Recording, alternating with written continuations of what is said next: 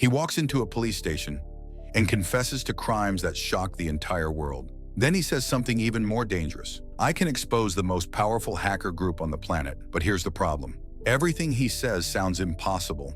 His friends, his crimes, his story. And if he's lying, then this might be the greatest deception ever pulled. This is the story of a hacker who wanted to be invisible and ended up fooling everyone. The movie begins with Benjamin Engel, a hacker from Berlin, explaining that he has become one of the most wanted hackers in the world. Instead of running, he turns himself in, claiming that he can lead the authorities to Friends, a powerful Russian cyber mafia organization. He makes only one demand. He wants to be interrogated by Hannah Lindberg, the head of the cyber division at Europol. As the interrogation begins, Benjamin starts telling his story. He explains to Hannah that he has always seen himself as a kind of superhero, but not the kind people notice. His superpower, he says, is invisibility. Not literal invisibility, but the fact that people have always overlooked him because of how socially awkward he is. Benjamin says that, like many superheroes, his origin story is tragic. He has no parents. His father ran away, and when Benjamin was just 8 years old, his mother took her own life. Since then, he has been living with his grandmother, who suffers from Alzheimer's disease. He tells Hani that programming became his escape. At the age of 14, he successfully hacked his first system. And while he felt like a complete loser in real life, the internet gave him something he never had before, a sense of belonging. Benjamin spent most of his time on the darknet, a place where he could be anyone he wanted. There, he admired a legendary hacker known as MRX, whose identity no one knows. According to Benjamin, MRX lives by 3 rules. No system is safe, aim for the impossible, and don't limit your fun to the virtual world. Despite his skills, Benjamin never made it to university. Instead, he ended up working as a pizza delivery boy. But then he tells Hannah about Marie, the woman he has loved since high school. He explains that she is the real reason everything went wrong. When Benjamin learns that Marie is struggling with an upcoming exam, he decides to become a hero for her. He sneaks into the university, heads straight for the central server room, hacks into the system, and manages to download all the exam questions. However, Benjamin's plan doesn't go as expected. A security guard spots him inside the university, and he is arrested on the spot. Luckily for Benjamin, he has no previous criminal record, so instead of prison, he is sentenced to 50 hours of community service. During this punishment, Benjamin meets a man named Max. Max immediately notices Benjamin's interest in computers and seems to understand IT himself. He is curious about Benjamin's hacking skills and clearly impressed by what he hears. Soon after, Max invites Benjamin to a party. According to Benjamin, Max is everything he is not: confident, loud, and naturally charismatic. At the party, Max introduces Benjamin to his friends: Stefan, the software expert, and Paul, the hardware specialist. They don't trust Benjamin at first. To prove himself, they force him to show his hacking skills using machine language, or they threaten to kill him. Under pressure, Benjamin hacks into the house's system and cuts off the electricity in the entire neighborhood. That's when they realize something important. It's not even Max's house. They quickly escape from the scene. Outside, Marie follows them. For the first time, she finally recognizes Benjamin. Later, Benjamin returns home, only to find his grandmother walking in the middle of a busy street, surrounded by moving cars.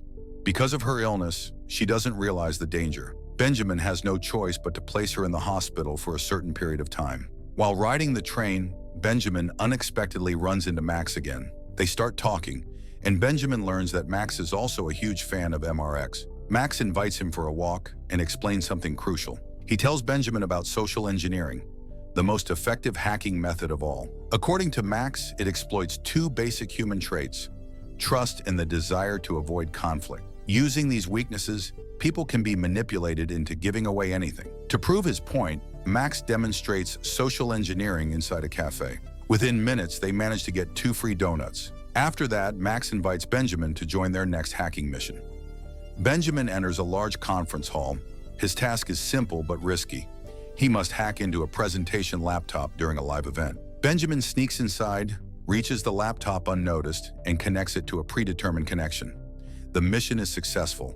After gaining full access to the laptop, the group takes things one step further.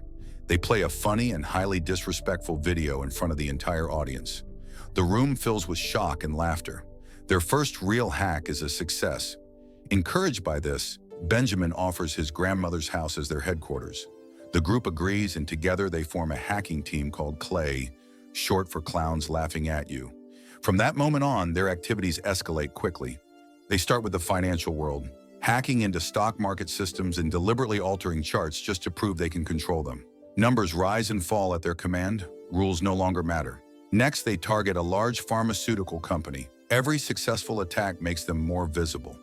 Soon, Clay becomes viral. Their hacks spread rapidly across social media, turning them into online celebrities. But there's one reaction they desperately want and don't get: MRX. The legendary hacker they idolize shows no interest in them at all. He doesn't acknowledge their work. He doesn't even care. This deeply angers Max, who is obsessed with gaining MRX's recognition. To cool things down, the group decides to forget hacking for a night. They pick up hookers from the street and throw a small party at their base. Meanwhile, on the other side, a far more dangerous group is active: Friends, a Russian cyber mafia made up of 4 members, one of them still unidentified. They launch a massive attack on the German army's servers. Han, the Europol agent responsible for catching them, fails again. Even after 3 years of chasing Friends, he still has nothing. Later that night, Benjamin goes to meet Marie. He finally gathers the courage to kiss her, but she rejects him and walks back into the building without a word. Moments later, Benjamin is confronted by a man, Marie's boyfriend. Without warning, Benjamin is punched straight in the face. The next day,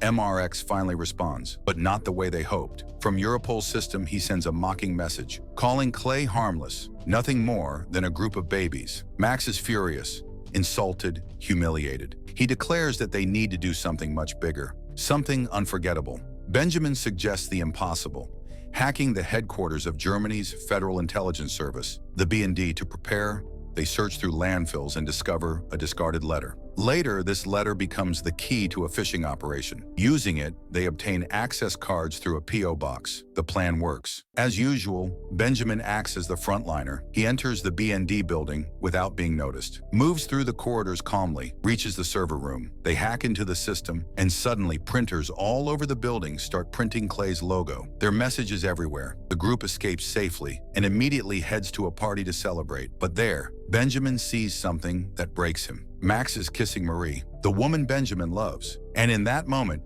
everything changes. Consumed by anger and betrayal, Benjamin makes a reckless decision. He locks all the entrances to their base, preventing the rest of the team from getting inside. Then, without telling anyone, he secretly sends sensitive data to MRX. Data that contains a top-secret list of names. The others eventually manage to break back into the house. The moment Max sees Benjamin, he snaps. He punches him in the face and brutally beats him up. But Benjamin's mistake causes something far worse. Krypton, who is revealed to be an undercover agent working inside Friends, is exposed. Once his identity is discovered, he is immediately killed. The truth finally comes out. MRX sold the stolen data to the Russian cyber mafia. And even worse, MRX himself is one of Friends' members. Benjamin admits everything to the team: his betrayal, his mistake. From that moment on, Clay is officially labeled a terrorist hacker group held responsible for the murder. They have only one goal now: clear their name. Benjamin tries to contact MRX through public networks, hoping to expose him.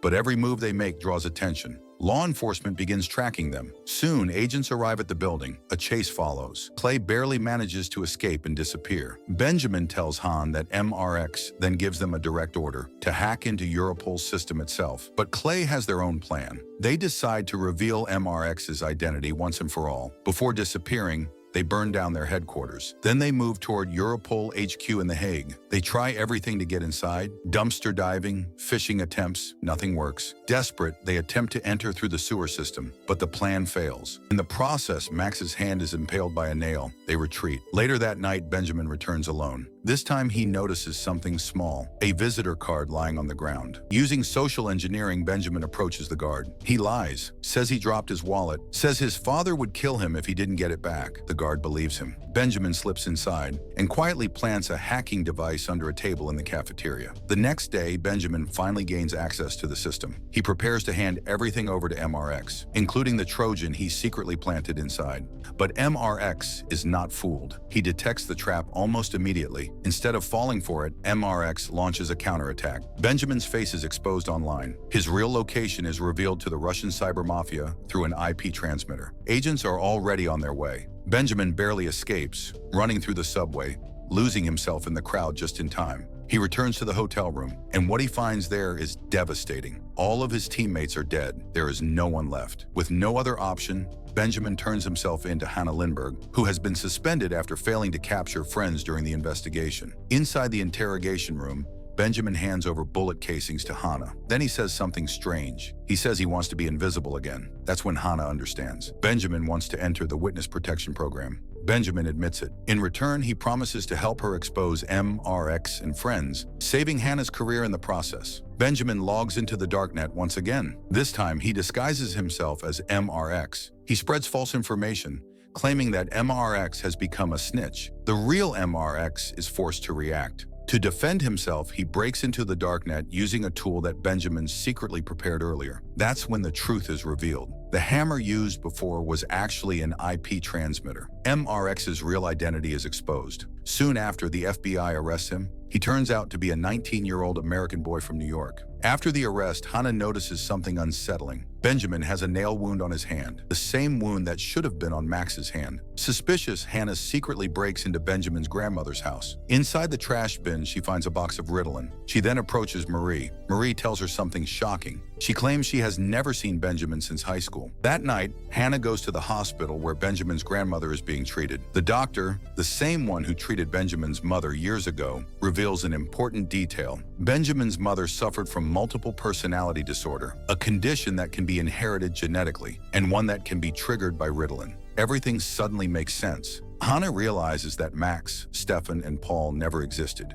They were all created by Benjamin's mind. The bodies found in the hotel were never real. They were never found. Hannah concludes that Clay was never a group. Clay was Benjamin alone. Because of his illness, Benjamin cannot be placed into the witness protection program. Hearing this, Benjamin breaks down. He becomes desperate. But after the case is officially closed, Hannah changes her mind. She allows Benjamin to enter the witness protection program after all. So here's the real question. Was Benjamin a mastermind who controlled everyone from the start? Or was he just a broken man who fooled even himself? Comment genius or liar, and tell me why. Benjamin changes his identity completely. Before disappearing for good, Hannah personally drops him off. Just before he leaves, Hannah asks him one last thing. She wants him to show her the sugar magic trick he mentioned earlier. Benjamin performs it. As Hannah watches closely, she suddenly realizes something feels off. Something doesn't add up. But instead of stopping him, she lets him go.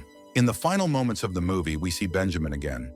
This time, he's not alone. Benjamin and his team regroup on a ferry boat, alive together. They reveal that they've just pulled off the greatest social engineering trick of all time. The story takes us back to the hotel room scene, right after Benjamin escaped from the Russian agents. That's when the truth becomes clear. They intentionally filled the story with plot holes, on purpose. They wanted Hannah to notice them, to solve them, because a story with imperfections feels more real.